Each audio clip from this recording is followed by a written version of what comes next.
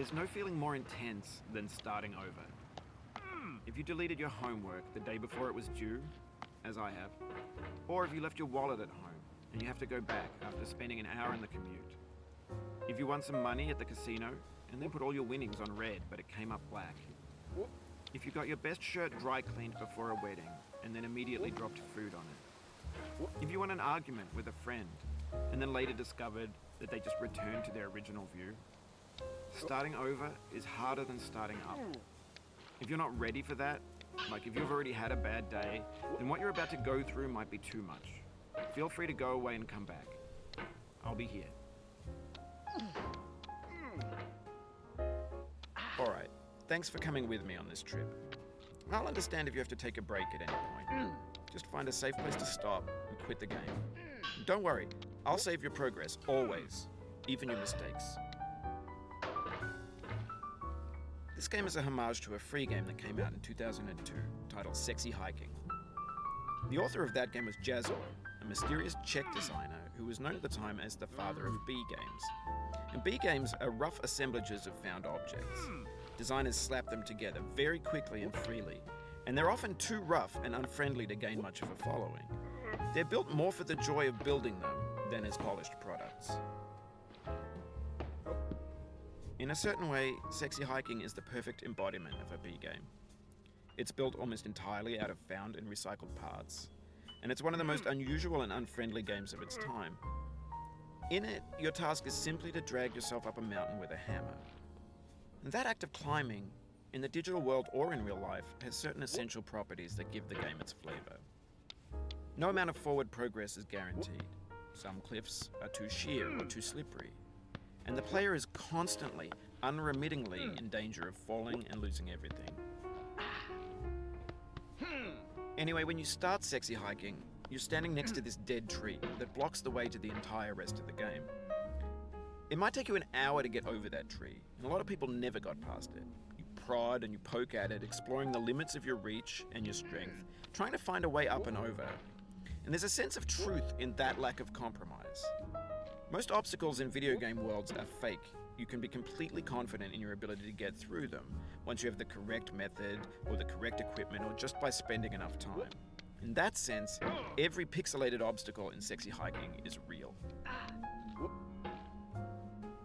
The obstacles in Sexy Hiking are unyielding, and that makes the game uniquely frustrating. But I'm not sure Jazzo intended to make a frustrating game. The frustration is just essential to the act of climbing, and it's authentic to the process of building a game about climbing. A funny thing happened to me as I was building this mountain. I'd have an idea for a new obstacle, and I'd build it, test it, and it would usually turn out to be unreasonably hard. But I couldn't bring myself to make it easier. It already felt like my inability to get past the new obstacle was my fault as a player rather than as a builder. Imaginary mountains build themselves from our efforts to climb them, and it's our repeated attempts to reach the summit that turns those mountains into something real.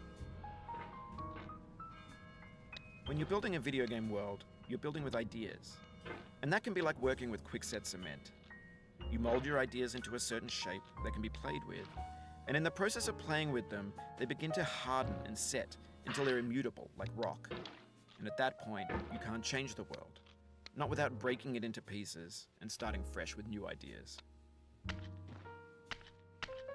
For years now, people have been predicting that games would soon be made out of prefabricated objects, bought in a store and assembled into a world. And for the most part, that hasn't happened, because the objects in the stores are trash. I don't mean they look bad or that they're badly made, although a lot of them are. I mean they're trash in the way that food becomes trash as soon as you put it in the sink. Things are made to be consumed and used in a certain context, and once the moment is gone, they transform into garbage. In the context of technology, those moments pass by in seconds. Over time, we've poured more and more refuse into this vast digital landfill that we call the internet.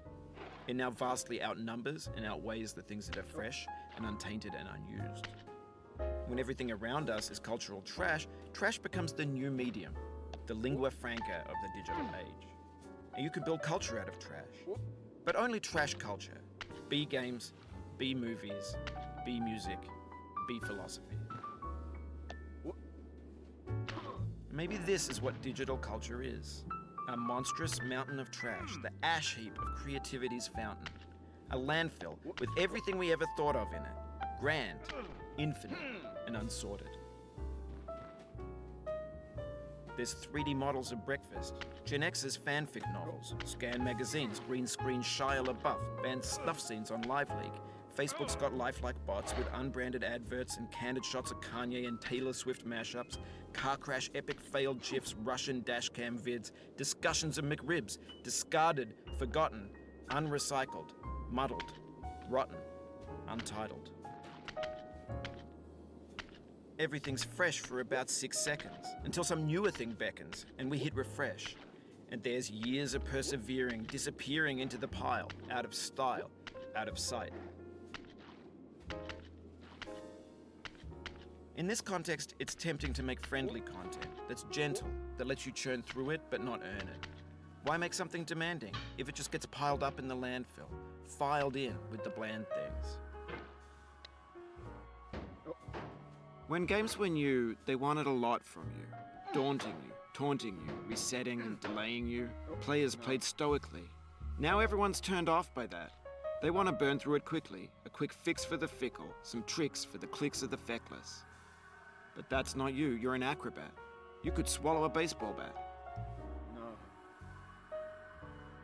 Now I know, most likely you're watching this on YouTube or Twitch, while some dude with 10 million views does it for you. Like a baby bird being fed chewed up food. That's culture too.